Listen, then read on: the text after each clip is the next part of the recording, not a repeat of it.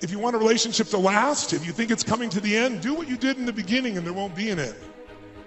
Because when you think it's the beginning, you behave differently than the end. The meaning we associate to things controls our entire lives. It's not that your mother or father died that's giving you suffering. Certainly that's painful. It's the meaning you think it shouldn't have happened. And when we take control of the meaning, it's the only thing we can control our lives. We can't control events. And we're living now where technology is happening so rapidly. It's magnificent what it does for our lives. But we all know with that technology, our psychology is not developing as rapidly. And as a result, the world's changing. And then I thought, here's I figured out. Our whole life is shaped by decisions. That's what we've talked about today, right? But there's 3 decisions you're making every moment you're alive. And the way you make these 3 decisions shapes your destiny. The first decision we're all making every moment is, what are you going to focus on? What are you going to focus on? If you're going to change an area, you do 3 things. Number 1, you focus on it and you get clear and compelling vision for what you want.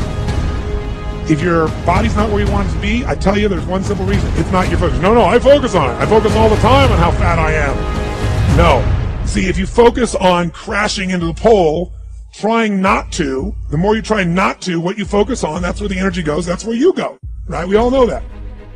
But what people tend to do is, I'm saying focusing on what you want, not what you don't want. And not only just focusing on what you want, where you focus and say, well, I'd like to be strong, I'd like to be energetic, I'd like to be fit. It's focusing and making it compelling. You can't just focus on it. You got to create a clear and compelling future in that area that will pull you towards it, so you're not trying to push yourself. If there's an area you're not improving in, think of 3 pillars, if you would. Pillar 1 is, get focused and clear. What's compelling? Where are you?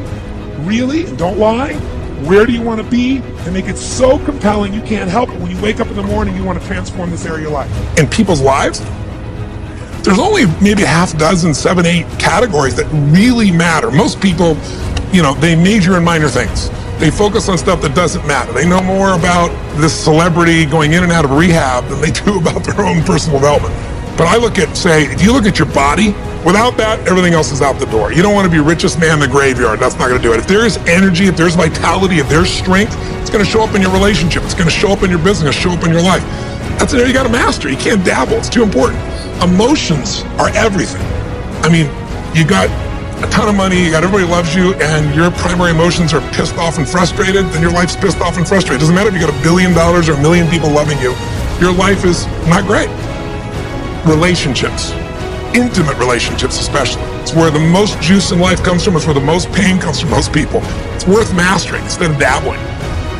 Really looking at what are you going to do with your time and mastering your time. Instead of having a checklist, you cross it all off. You can mistake movement for achievement. I want to squeeze out of that time what matters, that creates value for me and for everyone I care about and love. What about your career or your business and the mastery of that instead of dabbling? Most businesses are dabblers. That's why they don't make it. 96%, in any 10-year period of time, 4% make it. That doesn't even mean they're profitable. And it does not mean they're enjoying themselves, all right? Or they're getting anybody else to feel good. Really mastering money so that it's not a question in your life. You can do and be and give and share as much as you want. And you're not stressed about it. You live in a place of abundance. And then spiritually, really, I think, now, I don't tell people what to believe spiritually, but I believe that ultimately, whatever you believe, you got to live it. And it should lead to growing and giving. Change is inevitable. Change is also the principle of life. That means everything that is alive will change. And even things that are not alive will change. A lady came to me. She says, I came to the Bahamas for the last 10 years and I missed 4 years. And I came here this past month and everything is different. The airport is new, she said. What happened to the old airport, she says. In other words, even the things not alive are changing. The way the river runs down the mountain is wearing away the mountain. You go back to that mountain 10 years later and the river is wider. Change is in creation. It's part of life. So here is the question then. Ecclesiastes chapter 3. It says, to everything there is a season, and to every purpose under heaven there is a time for it. To everything there's a season. How many things have a season? Everything. This is one of the best news I ever got in my life. When I understood this, I was a teenager, and it changed my life. When I understood that everything is a season, let me tell you why. If you're having a bad time right now, it cannot last. If you cannot find a job right now, that is only a season. If your business is going in the wrong direction, it's a seasonal slide. If nobody wants to marry you, that's only a season. There's gonna come a season when everybody want to marry you. You got choices. If you have no money right now, the good news is I am seasonally broke. Tell your neighbor, it's only for a time. That's the good news. That's why we are always reminded, never make a permanent decision in a temporary problem. Great stories are patterns of adaptive behavior. They're representations of patterns of adaptive behavior. And they work at multiple levels of, that's called, I don't know how to pronounce it. I've only read it, polysemy, P-O-L-Y-S-E-M-Y. The fact that a great story is true at multiple levels of analysis simultaneously. And you see this even in popular culture, like if you watch a show like The Simpsons, an animated show, kids can watch it, but there's content for adults. You can interpret it at different levels of analysis. And truly great stories can be interpreted at multiple levels of analysis simultaneously. That's actually what gives them depth. So when you say a story is deep, well, here's a meaning. Oh, look, here's another. Oh, look, here's another one. And then the meanings often exist in parallel with one another. And great stories, and the really archetypal stories are like that. The story of Moses, for example, that's an archetypal story.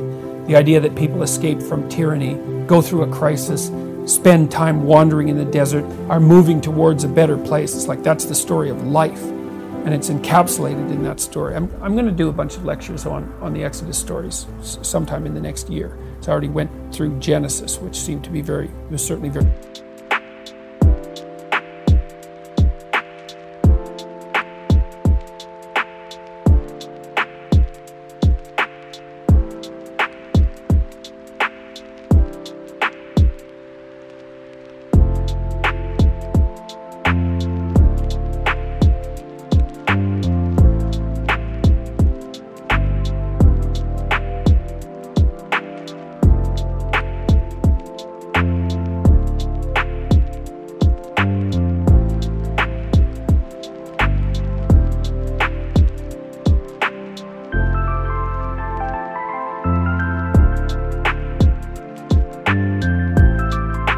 useful for me, and lots of people seem to like it.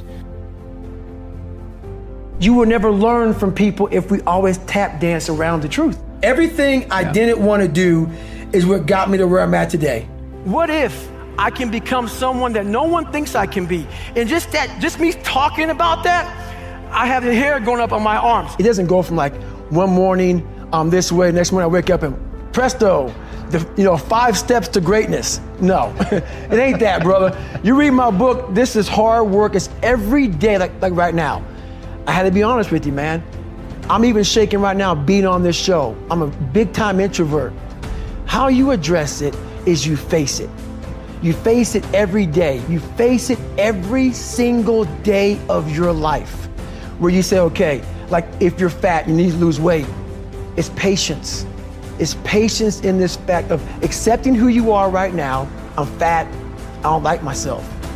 Accepting the fact that if you lose 3 or 4 pounds, that's a huge accomplishment. You have to live in your own world. You cannot judge yourself. That's why social media and all these things are horrible. You can't judge yourself off of the so-called competition that we have made up in our mind. The things that, how people look, how people act, how smart someone is. This is a race that you run completely alone. And you're all by yourself. I had tons of sticky notes all over my mirror. It wasn't like, be better than John or be as fast as whoever. Okay, David, yesterday you did this. Today, our next goal for the week is this. So I had a year goal, weekly goals, daily goals, hourly goals, and the big goal was I lied a lot growing up.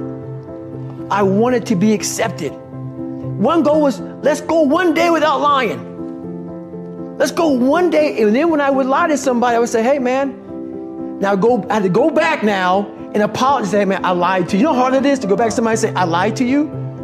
Hey man, you know what, back there, I lied to you, dude.